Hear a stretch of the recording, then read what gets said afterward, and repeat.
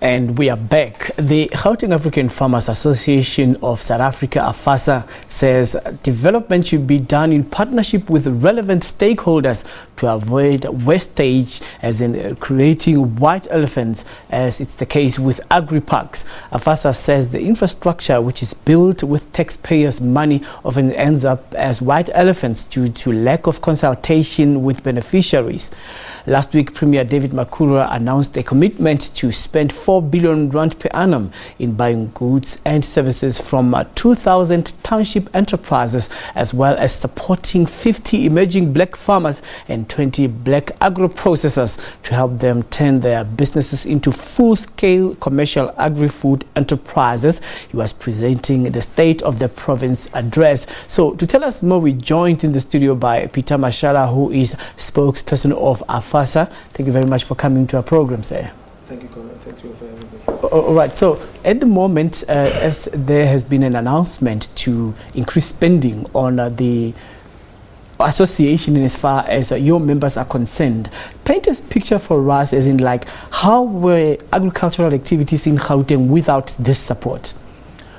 Well, Colin, I'm not sure currently how the spending has actually helped the farmers, because I mean this whole thing about increasing the government expenditure on procuring from smallholder farmers or small businesses in the townships and rural areas, we haven't really seen tangible outcomes from this program or project, because I don't think it has been really enforced in terms of the procurement of goods. I mean, farmers are still struggling in terms of access to markets, whereas, I mean, you would know that, I mean, government is spending a lot of money in procuring food items which farmers produce for its hospitals and prisons and all that. We haven't really seen the tangible outcomes, but I think it's a good intention. We as Afasa would like to see it really being enforced in terms of, for a lack of better word, forcing the procurers to procure from smallholder farmers. So the white elephants we're talking about, why is it that there isn't so much activities, whereas government had spent money to create them? Is it like excluding those who are in the townships from participating in the whole value chain of agricultural production? I think the main issue here about these white elephants is, as we have said, I mean, in consultation with the stakeholders or the beneficiaries of these projects or programs that they are building for farmers.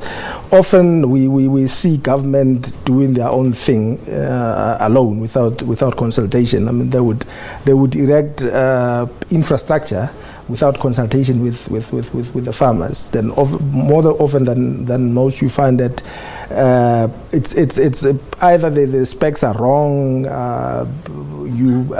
Sometimes you find that they would do poultry structures, which there are no poultry farmers around, but access to those structures as well, it's another issue. Beneficiaries of those structures, it's another issue, because how you select the beneficiaries of those structures or that infrastructure is also equally important. But then how then do you select beneficiaries without consulting the real beneficiaries? It then becomes a problem. Then you find that these infrastructures are lying there fallow, not being used, and not actually now benefiting the South African community. The Gauteng government actually had a problem with small businesses not having a capacity when government is trying to source from them, because they wouldn't be able to produce and meet the demand in as far as a government consumption level is concerned. So how is the process of improving the capacity of farmers so that they can be able to partake in this 4 billion procurement initiative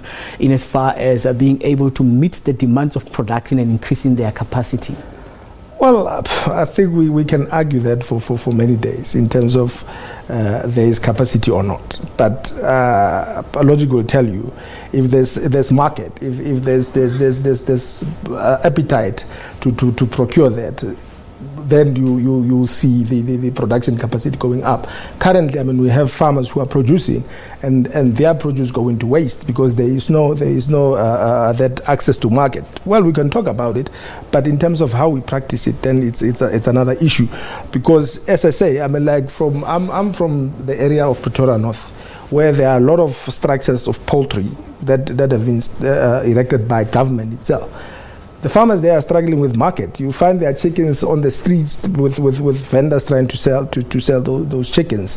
And you ask yourself, in the area of Pretoria North, we have the Odi prison, for instance, which carries a couple of thousands of prisoners.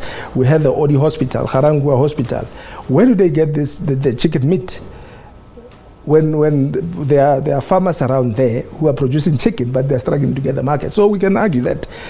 So government needs to set up proper programs with proper systems to actually absorb the product that are available on the market, because you can't just say there are no goods to purchase when you don't have the systems. I mean, like, what did they do to set up systems? Because if I'm saying there are about, let's say, 30 chicken farmers who are producing at least around 1,200, we're talking about 30-something thousand chickens that are there.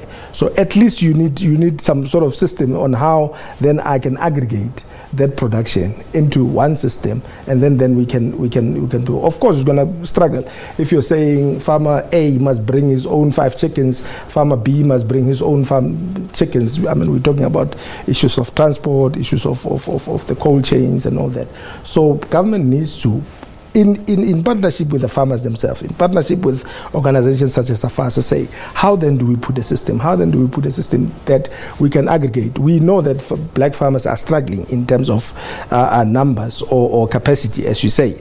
But in aggregation, if we aggregate those products and map them according to the areas and put an aggregation system that works, then we'll be able to cover that capacity. All right. So as a way forward, would you be advocating any consultation process for inclusive activity in agriculture? Yes, we will be doing that. We actually have approached the office of the MEC and the Premier to have a meeting and see how then we can work this thing together. All right. Thank you very much for making time to speak to us. Thank you very much, Colin. All right.